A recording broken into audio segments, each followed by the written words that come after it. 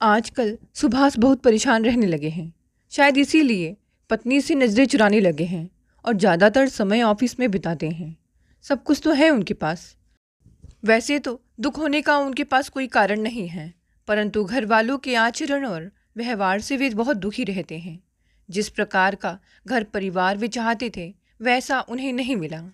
पत्नी उनकी सलाह पर काम नहीं करती, बल्कि मनमानी करती रहती है और कई बार तो वे उसकी नाजायज़ फरमाइश पर बस सिर धुन कर रह जाते हैं। परंतु अंत में जीत पत्नी की ही होती है और वह अपनी सही गलत मांगे मनवा कर रहती है। उसके अत्यधिक लाड प्यार और बच्चों को अतिरिक्त सुविधाएं मुहैया कराने से बच्चे भी बिगड़ते जा रहे थे। उनका ध्यान पढ़ाई में कम, तफरीह में ज़्यादा रहता था। देर रात जब वे घर पहुंचे तो पुष्पा उनका इंतज़ार कर रही थी। नाराज सी लग रही थी। यह कोई नई बात नहीं, किसी न किसी बात को लेकर वह अक्सर उनसे नाराज ही रहती थी। वे चुपचाप अपने कमरे में कपड़े बदलने लगे, फिर बाथरूम में जाकर इत्मीनान से फ्रेश होकर बाहर निकले। पत्नी बेटों के साथ बैठी टीवी देख रही थी। वे कुछ नहीं बोले तो पत्नी ने ही पूछा, आज इतनी देर कहाँ कर दी? बस यूं ही ऑफिस में थोड़ा काम था ना तो रुक गया, उन्होंने बिना किसी लाग लपेट के कहा। तब पत्नी ने कहा, मैं कब से आपका इंतज़ार कर रही हूँ। अच्छा कोई काम है क्या? उन्होंने कुछ चिढ़ने के भाव से कहा। अब उनकी समझ में आया कि पत्नी उनकी देर से आने के लिए चिंतित नहीं थी, उसे अपने काम की चिंता थी, इसीलिए उनका इंतज़ार कर रही थी। हाँ, अभिषेक को नई बाइक लेनी है, उसने देखी है, कोई स्पोर्ट्स बाइक है, लगभग 1 लाख रुपए की है। अभिषेक उनका बड़ा लड़का था, एक नंबर का फालतू, पढ़ाई में कम, घूमने फिरने और लड़कियों के चक्कर में उसका ध्यान ज़्यादा रहता था। उसके पास पहले से ही एक बाइक है, दूसरी लेकर क्या करेगा? उन्हें मन ही मन क्रोध आने लगा था। पुष्पा ने बहुत ही लापरवाही से कहा, क्या करेगा? आप तो ऐसे कह रहे हैं जैसे बच्चों की कोई ज़रूरत ही नहीं होती। जवान लड़का है, दोस्तों के साथ घूमना फिरना पड़ता है। स्टेटस नहीं मेंटेन करेगा तो उसकी इज्जत कैसे बनेगी? उसके कितने सारे दोस्त हैं जिनके पास कारें हैं, वह तो केवल बाइक ही मांग रहा है, पुरानी वाली बेच देगा। स्टेटस मोटर बाइक या कारों से नहीं बनता, बल्कि पढ़ाई में अव्वल आने और अच्छी नौकरी करने से बनता है, तब भी इज्जत मिलती है। मैं हमेशा कहता रहा हूँ, बहुत ज़्यादा लाड़ प्यार से बच्चे बिगड़ जाते हैं, परंतु तुम ध्यान ही नहीं देती। अपने बेटों की हर ज़रूरत हम पूरी करते हैं, परंतु क्या वे हमारी इच्छा और आकांक्षा के अनुसार पढ़ाई कर रहे हैं? नहीं, बड़ा वाला न जाने कब से बीसीए पूरा कर पाएगा, हर साल फेल हो जाता है, और छोटा वाला अभी तो कोचिंग ही कर रहा है। प्रेम के क्षेत्र में सभी उत्तीर्ण होते चले जा रहे हैं, परंतु पढ़ाई की परीक्षा में लगातार फेल हो रहे हैं। उनका गुस्सा बढ़ता ही जा रहा था। बेकार की भाषणबाजी से क्या फ़ायदा? बच्चों की ज़रूरतों को पूरा करना हमारा कर्तव्य है। हमारे कमाने का क्या फ़ायदा अगर वह बच्चों के काम ही नहीं आए तो? फिर उसने चेतावनी देने वाले अंदाज में कहा, कल उसको बाइक के लिए चेक दे देना, बाकी मैं कुछ नहीं जानती। इतना कहकर पत्नी चली गई। वे धम से बिस्तर पर बैठ गए। यह उनकी पत्नी है, जिसके साथ वे लगभग 25 वर्ष से गुजारा कर रहे हैं। वे ऑफिस से आए हैं, उसने न उनका हालचाल पूछा, न चाय पानी के लिए ही और न ही खाने के लिए। यह कोई नई बात नहीं थी। रोज ही वह अपने बेटों की कोई नई फरमाइश लिए तैयार बैठी रहती और जैसे ही वे ऑफिस से आते हैं फरमान जारी कर देती है। उसका फरमान ऐसा होता है कि वे नाफरमानी नहीं कर सकते थे। वे ना करने की स्थिति में कभी नहीं होते। पत्नी के असाधारण और अनुचित तर्क उनके उचित तर्कों को भी काटने में सक्षम होते थे। इसका कारण था वे बहुत भावुक और संवेदनशील थे। उनका मानना था कि जड़ और मूर्ख व्यक्ति से मुंहजोरी करने से स्वयं को ही दुख पहुंचता है। दूसरी तरफ बेटे उनकी नाक में दम किए रहते हैं। जब भी घर पहुंचो या तो वे टीवी देखते रहते हैं या फिर मोबाइल में किसी से बात कर रहे होते हैं या फिर होम थिएटर में आंखें और कान फोड़ते रहते हैं। इससे छुटकारा मिला तो इंटरनेट में अनजान लड़के लड़कियों से दोस्ती कायम कर रहे होते हैं। इंटरनेट ने भी यह एक अजीब बीमारी फैला दी है कि जिस व्यक्ति को हम जानते पहचानते नहीं हैं, उससे इंटरनेट की अंधी दुनिया में दोस्ती कायम करते हैं और जो सामने होते हैं उनको फूटी आंख देखना पसंद नहीं करते हैं। उनके लड़के दुनिया भर के कार्य करते हैं, परंतु पढ़ाई करते हुए कभी नहीं दिखते हैं। उनके समझाने पर भी भड़क जाते हैं, क्योंकि माँ की शह उनके साथ होती है। पुष्पा उन्हें कितना प्रेम करती है वे अब तक समझ नहीं पाए थे, परंतु अब उसके कर्कश और क्रूर व्यवहार के कारण स्वयं को उससे दूर करते जा रहे थे। तन और मन दोनों से। पत्थरों से सिर टकराना बहुत घातक होता है। अब उन्हें यह एहसास हो गया था कि वे व्यर्थ में ही एक ऐसी स्त्री के साथ दाम्पत्य सूत्र में बंधकर अपने जीवन को निसार बनाते रहे हैं, जो उनके मन को बिल्कुल भी समझने के लिए तैयार नहीं थी। अपनी पत्नी से अब उन्हें एक विरक्ति सी होने लगी थी और जवान हो चुके बच्चों को एक बोझ समझने लगे थे। वे जीवन भर न केवल अपना प्यार पत्नी और बच्चों पर लुटाते रहे, बल्कि उनकी सुख सुविधा की चिंता में रात दिन खटते रहे। परिवार के किसी सदस्य को कभी एक पैसे का कष्ट ना हो, इसके लिए वे नौकरी के अतिरिक्त अन्य स्रोतों से भी आय के साधन ढूंढते रहते, परंतु उनके स्वयं के हितों की तरफ परिवार के किसी सदस्य ने कभी ध्यान ही नहीं दिया। पत्नी ने भी नहीं। वह तो बच्चों के पैदा होते ही उनके प्रेम स्नेह और देखभाल में ऐसी मगन हो गई कि घर में पति नाम का एक अन्य जीव भी है वह भूल सी गई है। बच्चों की परवरिश, उनकी पढ़ाई लिखाई और उनको जीवन में आगे बढ़ाने की उठापटक में उसने जीवन के बेहतरीन साल गुजार दिए। सुभाष पत्नी के लिए एक उपेक्षित व्यक्ति की तरह घर में रह रहे थे। वे बस पैसा कमाने और परिवार के लिए सुख चैन लुटाने की मशीन बनकर रह गए हैं। दाम्पत्य जीवन के प्रारंभ से ही पत्नी का व्यवहार उनके प्रति रूखा था और कई बार तो उसका व्यवहार अपमानजनक स्थिति तक पहुंच जाता था। पति की आवश्यकताओं के प्रति वह हमेशा लापरवाह, परंतु बच्चों के प्रति उसका मोह आवश्यकता से अधिक था। बच्चों को वे प्यार करते थे, परंतु उस हद तक कि वे सही तरीके से अपने मार्ग पर चलते रहें। गलती करे तो उन्हें समझाकर सही मार्ग पर लाया जाए, परंतु पत्नी बच्चों की गलत बातों पर ही उनका पक्ष लेती। इससे वे हटी होते गए। उन्होंने कभी अगर बच्चों को सुधारने के उद्देश्य से कुछ नसीहत देनी चाहिए तो पत्नी बीच में आ जाती, कहती, आप क्यों बेकार में बच्चों के पीछे अपना दिमाग खराब कर रहे हैं? मैं हूं ना उन्हें संभालने के लिए। अभी छोटे हैं, धीरे धीरे समझ जाएंगे। आप अपने काम पर ध्यान दीजिए बस। अपना काम यानी पैसे कमाना और परिवार के ऊपर खर्च करना, वह भी अपनी मर्जी से नहीं, पत्नी की मर्जी से। इसका मतलब हुआ पति का परिवार को चलाने में केवल पैसे का योगदान होता है। उसे किस प्रकार चलाना है, बच्चों को किस प्रकार पालना पोसना है और उन्हें कैसी शिक्षा देनी है, यह केवल पत्नी का काम है। और अगर पत्नी मूर्ख हो तो बच्चों का भविष्य किसके भरोसे? वे मन महसूस कर रह जाते। पत्नी का कहना था कि बच्चे धीरे धीरे समझ जाएंगे, परंतु बच्चे कभी नहीं समझे। वे बड़े हो गए थे, परंतु माँ के अत्यधिक लाड प्यार और फिजूल खर्ची से उनमें बचपन से ही बुरी लतें पड़ती गई। उनके सामने ही उनके मना करने के बावजूद पत्नी बच्चों को बिना ज़रूरत के ढेर सारे पैसे देती रहती थी। जब किसी नासमझ लड़के के पास फालतू के पैसे आ जाएंगे तो वह कहाँ खर्च करेगा? शिक्षा प्राप्त कर रहे लड़कों की ऐसी कोई आवश्यकता नहीं होती जहां वह पैसे का इस्तेमाल सही तरीके से कर सकें। लिहाजा उनके बच्चों के मन में बेवजह बड़प्पन का भाव घर करता गया और वे दिखावे की आदत के शिकार हो गए। घर से मिलने वाला पैसा वे लड़कियों के ऊपर होटलों और रेस्टोरेंट में खर्च करते और दूसरे दिन फिर हाथ फैलाए माँ के सामने खड़े हो जाते। बचपन से ही बच्चों के कपड़े, स्कूल की किताबों और फीस, उनके खान पान और दैनिक खर्च की चिंता में पत्नी दिन रात घुलती रहती, परंतु कभी यह नहीं सोचती कि पति को भी दिन भर ऑफिस में काम करने के बाद घर पर एक पल के लिए आराम और सुकून की आवश्यकता है।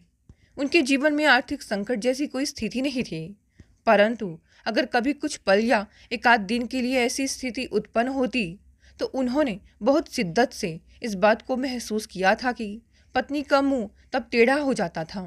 वह उनकी परेशानी की चिंता तो छोड़ इस बात का ताना मारती कि उनके साथ शादी करके उसका जीवन बर्बाद हो गया, कभी सुख नहीं देखा, बस परिवार को संभालने में ही उसका जीवन गारत हो गया। तब पति पत्नी के बीच बेवजह खटपट हो जाती थी, हालांकि वे तब भी चुप रहते थे। क्योंकि पत्नी को उनके वाजिब तर्क भी बुरे लगते हैं। इसीलिए बेवजह बहस करके वे स्वयं को दुखी नहीं करते थे, परंतु उनके चुप रहने पर भी पत्नी का चीखना चिल्लाना जारी रहता। वह उनके ऊपर लांछन लगाती। हाँ हाँ, क्यों बोलोगे?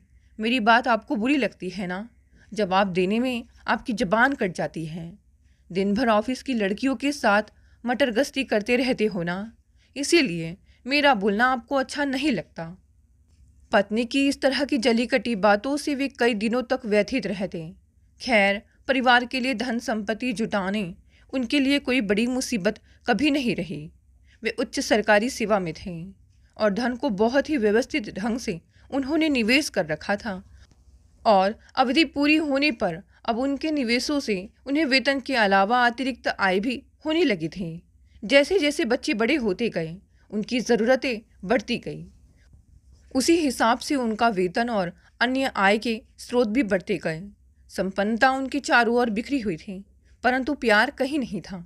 वे प्रेम की बूंद के लिए तरस रहे उस प्राणी की तरह थे जो नदी के पाट पर खड़ा था, परंतु कैसी विडंबना थी कि वह पानी छू तक नहीं सकता था।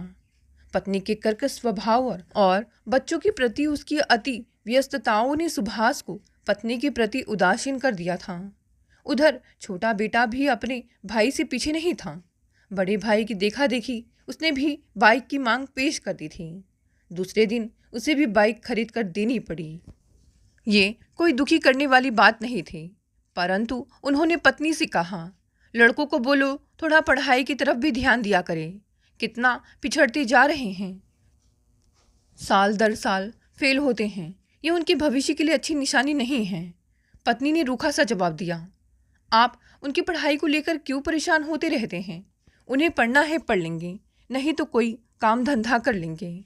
आखिर कमी किस बात की है? एक अफसर के बेटे दुकानदारी करेंगे, यह उनकी पत्नी की सोच थी। और पत्नी की सोच ने एक दिन यह रंग भी दिखा दिया जब लड़के ने घोषणा कर दी कि वह पढ़ाई नहीं करेगा और कोई काम धंधा करेगा। माँ की ममता का फ़ायदा उठाकर उसने एक मोबाइल की दुकान खुलवा ली। इसके लिए उनको 5 लाख रुपए देने पड़े, परंतु बड़े बेटे की निरंकुशता यही नहीं रुकी। उन्हें मालूम नहीं था, परंतु पुष्पा को पता रहा होगा, वह किसी लड़की से प्यार करता था। पढ़ाई छोड़ दी तो उसके साथ शादी की जल्दी पड़ गई। शायद उसे पता था कि सुभाष आसानी से नहीं मानेंगे, तो उसने चुपचाप लड़की से कोर्ट में शादी कर ली। अप्रत्यक्ष रूप से इसमें पुष्पा का हाथ रहा होगा। जिस दिन बेटा बिना किसी बैंड बाजे के लड़की को घर लेकर आया, तो उनकी पत्नी ने अकेले उनकी अगवानी की और रीति रिवाज से घर में प्रवेश करवाया। पत्नी बहुत खुश थी। छोटा बेटा भी माँ की खुशी खुशी सहयोग कर रहा था। वे एक अजनबी की तरह अपने ही घर में यह सब होते देख रहे थे। किसी ने उनसे कुछ नहीं पूछा, ना कहा। पत्नी ने यह भी नहीं कहा कि वे बहू को आशीर्वाद दे दे। उनको बहुत दुख हुआ, परंतु किसी से व्यक्त नहीं कर सकते थे। बात यहाँ तक रहती तब भी वे संतोष कर लेते, परंतु दूसरे दिन पत्नी और बेटे की जिद के चलते परिचितों व रिश्तेदारों को शादी का रिसेप्शन देना पड़ा। इसमें उनके लाखों रुपए खर्च हो गए। परिवार के किसी व्यक्ति की खुशी में वे भागीदार नहीं थे, परंतु उनकी खुशी के लिए पैसा खर्च करना उनका कर्तव्य था। इसी मध्य उन्हें छींक आई और वे भूत के विचारों की धुंध से वर्तमान में लौट आए। सुभाष ने जीवन के लगभग 25 वर्ष तक पूरी निष्ठा और ईमानदारी से पत्नी को प्रेम किया था। पत्नी, परिवार और बच्चों की हर ज़रूरत को पूरी की थी, परंतु अब उन्हें लगने लगा था कि उन्होंने मात्र एक जिम्मेदारी निभाई थी। बदले में जो प्यार उन्हें मिलना चाहिए था वह नहीं मिला। ऑफिस में अधिक देर तक बैठने से उनके मन को सुकून मिलता था। उस दिन उनके एक सहकर्मी मित्र उनके कमरे में आए और सामने बैठते हुए बोले, क्यों यार, क्या बात है? आजकल देख रहा हूँ ऑफिस में देर तक बैठने लगी हूँ। काम अधिक है या और कोई बात है? सुभाष ने हल्के से मुस्कुरा कर कहा, नहीं, काम तो कोई खास नहीं, बस यूं ही। अच्छा, तो अब भाभी जी अच्छी नहीं लगती और बच्चे बड़े हो गए हैं, जिम्मेदारियां कम हो गई हैं, मित्र ने स्वाभाविक तौर पर कहा। क्या मतलब? सुभाष ने चौंक कर पूछा। मतलब साफ है यार, आदमी घर से तब दूर भागता है जब पत्नी बूढ़ी होने लगे और उसका आकर्षण कम हो जाए। बच्चे भी इतने बड़े हो जाते हैं कि उनकी अपनी प्राथमिकताएं हो जाती हैं। तब घर में कोई हमारी तरफ ध्यान नहीं देता। ऐसी स्थिति में हम या तो ऑफिस में काम के बहाने बैठे रहते हैं या किसी और काम में व्यस्त हो जाते हैं। सुभाष गुमसुम से बैठे रह गए। उन्हें लगा कि सहकर्मी की बात में दम है। वह जीवन की वास्तविकताओं से भली भांति वाकिफ हैं और वे अपनी समस्याओं को उस मित्र के साथ साझा कर मन के बोझ को किसी हद तक हल्का कर सकते हैं। मन ही मन निश्चय कर उन्होंने धीरे धीरे अपनी पत्नी से लेकर बच्चों तक की समस्या खोलकर मित्र के सामने रख दी। कुछ नहीं छिपाया। अंत में उन्होंने कहा, राजेश, यही सब कारण है जिनसे आजकल मेरा मन भटकने लगा है। पत्नी से विरक्ति सी हो गई है। उसका ध्यान बच्चों की तरफ अधिक रहता है। धन संपत्ति इकट्ठा करने में उसकी रुचि है। बच्चों के भविष्य बिगाड़ती जा रही है। बच्चों के बारे में कुछ तय करने में मेरा कोई सहयोग ही नहीं लेती। इसके अतिरिक्त एक पति की दैनिक ज़रूरतें क्या है, उनकी तरफ वह बिल्कुल ध्यान नहीं देती। बच्चों के प्रति माँ की चिंता वाजिब है, परंतु माँ की बच्चों के प्रति अति चिंता बच्चों को बनाती कम, बिगाड़ती ज़्यादा है। राजेश ने स्वाभाविक भाव से कहा, सच कहते हो। पत्नी और बच्चों के साथ रहते हुए जिस प्रकार का जीवन मैं व्यतीत कर रहा हूँ, उससे मुझे लगता है कि पारिवारिक रिश्ते केवल पैसे के इर्द गिर्द घूमते रहते हैं। उनमें प्रेम नाम का तत्व नहीं होता, या अगर कोई ऐसा तत्व दिखाई देता है तो केवल स्वार्थवश। जब तक स्वार्थ की पूर्ति होती रहती है तब तक प्रेम दिखाई देता है। जैसे ही परिवार में अभाव की टोली अपने लंबे पैर पसा कर बैठ जाती है, वैसे ही परिवार के बीच लड़ाई झगड़ा आरंभ हो जाता है। तब प्रेम नाम का जीव पता नहीं कहाँ विलीन हो जाता है।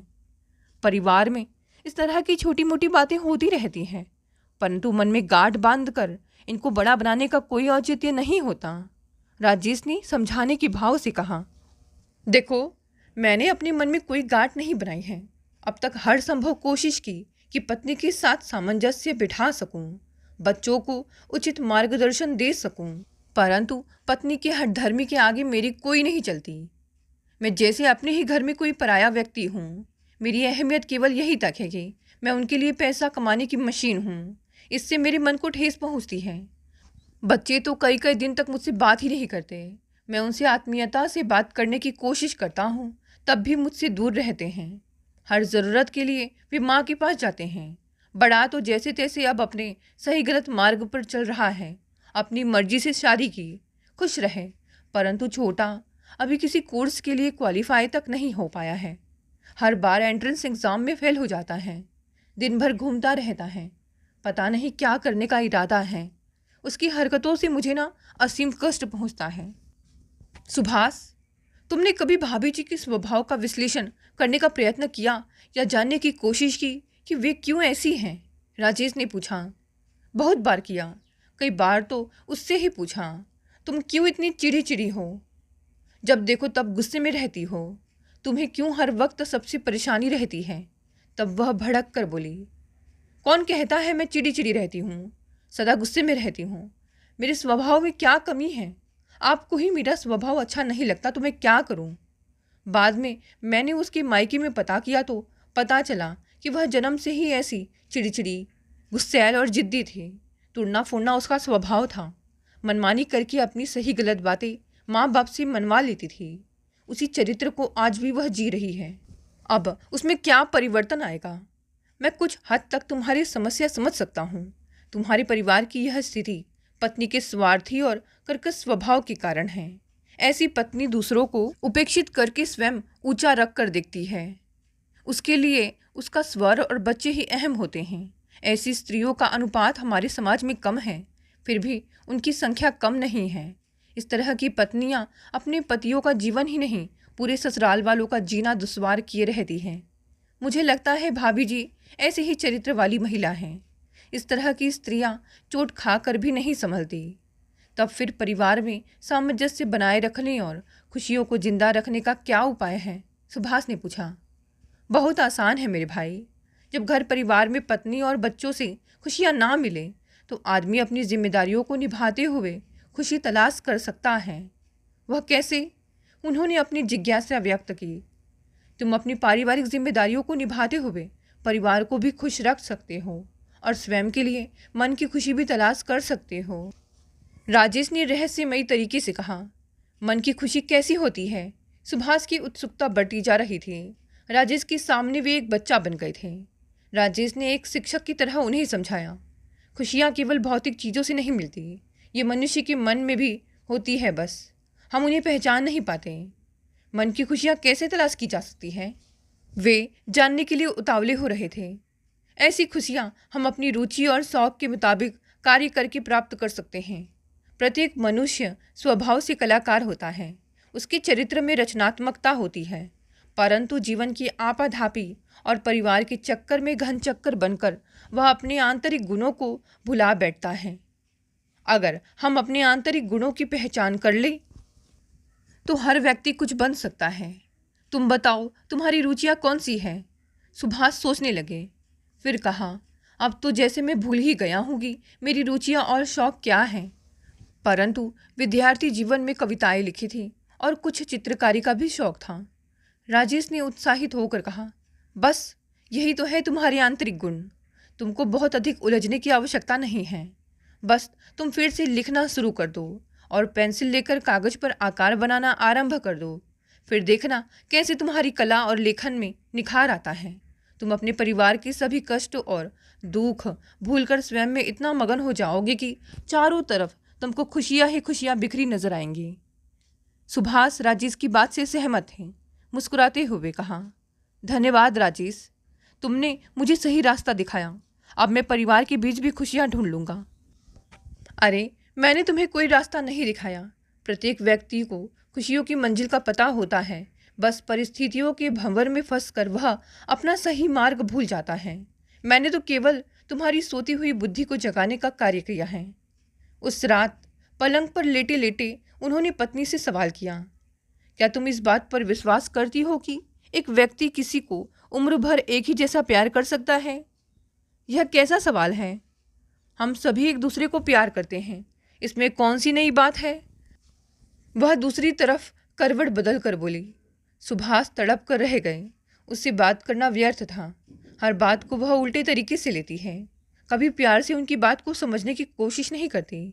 उन्होंने सिर टेढ़ा करके पत्नी की अधकुली पीठ देखी। सुंदर और चिकनी पीठ, काश इतनी ही सुंदर और मीठी उसकी बोली होती। इसके बाद सुभाष दो भागों में बढ़ गए। एक भाग में वे स्वयं के साथ होते।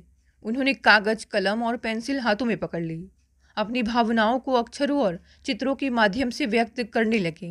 वे लेखन और चित्रकारी में इस कदर डूब जाते हैं कि उन्हें घर परिवार की उलझनें कहीं दिखाई ही नहीं देती। अब सबसे हंसकर बोलते हैं।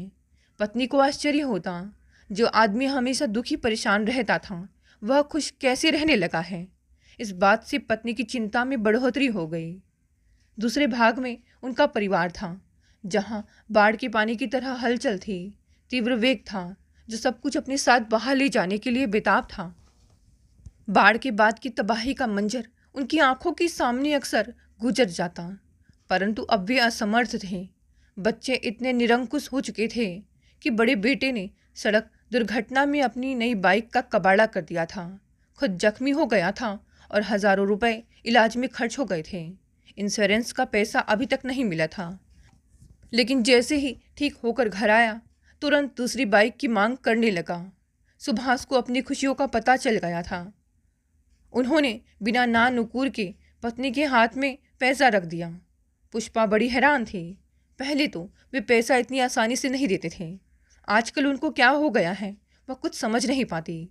पत्नी से एक दिन पूछा उन्होंने, अगर तुम्हारे पास पैसा हो परंतु मैं ना रहूं तो क्या तुम खुश रह लोगी? पत्नी ने पहले तो उन्हें घूर कर देखा, फिर मुंह टेढ़ा करके पूछा, इसका क्या मतलब हुआ? क्या आप कहीं जा रहे हैं? कहीं जा तो नहीं रहा, परंतु मान लो ऐसा हो जाए मैं इस दुनिया में ना रहूं तो क्या तुम मेरे बिना खुश रह लोगी? जब देखो तब आप टेढ़ी मेढ़ी बातें करते रहते हो, कभी कोई सीधी बात नहीं की है। दुनिया का प्रत्येक प्राणी मृत्यु को प्राप्त होता है, इसमें नया क्या है? घर के लोग कुछ दिन शोक मनाते हैं, फिर जीवन अपने ढर्रे पर चलने लगता है।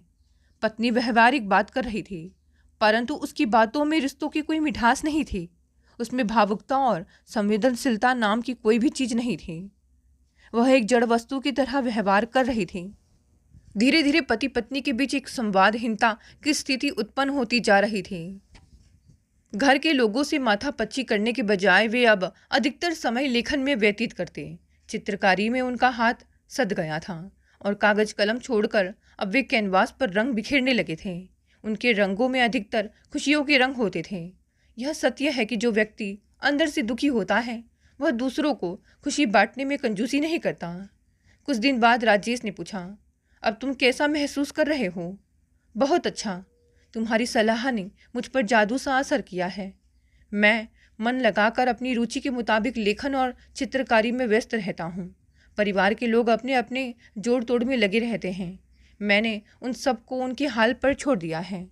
जवान व्यक्ति अगर गलत राह पर चलता है तो वह ठोकर खाने के बाद ही सुधरता है। पत्नी के बारे में मैं अब नाउम्मीद हो चुका हूँ। हाँ, लड़के अगर सुधर जाए तो गनीमत है। वैसे मुझे लगता नहीं है, क्योंकि पत्नी उनके हर गलत काम में खुशी से सहयोग देती है। बिना रुकावट के तो सीधा आदमी भी टेढ़ा चलने लगता है। तुम एक धैर्यवान व्यक्ति हो और मुझे आशा है कि तुम अपने परिवार को सही रास्ते पर ला सकोगे। कोई भी व्यक्ति जड़ नहीं होता। अगर वह जीवन में गलती करता है तो एक ना एक दिन सही रास्ते पर आ ही जाता है। अगर वह किसी के समझाने से सही राह पकड़ लेता है तो बहुत अच्छा है, वरना परिस्थितियाँ उसे सही मार्ग अवश्य दिखा देती हैं। मेरी पत्नी समझाने से तो सही राह पर नहीं आने वाले, परंतु मेरा विश्वास है कि परिस्थितियाँ उसे एक दिन अवश्य बता देगी कि अपनी मूर्खता से किस प्रकार उसने बेटों का जीवन बर्बाद किया है। तुम्हारी पत्नी अपनी गलतियों से कुछ सीखती है या नहीं, अब यह बहुत गौण बात है। इसका समय अब निकल गया है। आज की तारीख में तुम्हारे लिए यह जानना जरूरी है कि मनुष्य विपरीत परिस्थितियों में भी कैसे खुश रह सकता है। यह मंत्र अगर तुम्हें आ गया तो समझिए जीवन अनमोल है, वरना मूर्ख लोग जीवन को जहर समझकर पीते ही रहते हैं, वरना हर छोटी बात का रोना रोते रहते हैं। तुम्हारे घर वाले अपनी अपनी जगह खुश हैं, बस तुम्हें अपनी खुशियाँ तलाश करनी है और ये खुशियाँ तुम्हें अपने मन को स्वस्थ और प्रसन्न रखने से ही प्राप्त होगी। मैं समझता हूँ मैंने अपनी जिम्मेदारियों को निभाने में कोई कोताही नहीं बरती। इस बात की मुझे खुशी है, बस बेटे सही मार्ग पर नहीं चल पाए, इस बात का मुझे दुख है। इस दुख को अपने मन में रख कर तुम सुखी नहीं रह सकते। यूँ तो बच्चों के बिगड़ने की जिम्मेदारी लोग अक्सर बाप पर ही थोपते हैं, जबकि बच्चों का बनाने बिगाड़ने में माँ का अधिक हाथ होता है, परंतु माँ की तरफ लोगों का ध्यान कम जाता है। तुमने अपना कर्तव्य ईमानदारी से पूरा कर दिया, यह बात प्रमुख है। उसका फल नहीं मिला तो इसमें अफसोस नहीं करना चाहिए। भौतिक खुशियाँ हर किसी को एक समान नहीं मिलती। सच्चा मनुष्य वही है जो मन की खुशियों के सहारे दूसरों को खुशियाँ प्रदान करता रहे। मैं तुम्हारी समझदारी की दाद देता हूँ कि घर के विपरीत माहौल में भी तुमने ऐसी कोई परिस्थिति उत्पन्न नहीं होने दी जिससे बात मारपीट तक पहुँच जाती या तलाक की नौबत आती। तुमने पत्नी और बच्चों को उनके हिसाब से जीने दिया और अपनी खुशियों का बलिदान करते रहे। अब तुम अपने अनुसार अंतिम जीवन व्यतीत करो। मेरा विश्वास है हर कदम पर तुम्हें मानसिक सुख प्राप्त होता रहेगा। दोस्तों, ये कहानी यहीं समाप्त हो गई। कहानी पसंद आई तो इसे लाइक और शेयर करें। नए हैं तो चैनल को भी सब्सक्राइब कर लें। धन्यवाद दोस्तों, मिलते हैं कल एक नई कहानी से।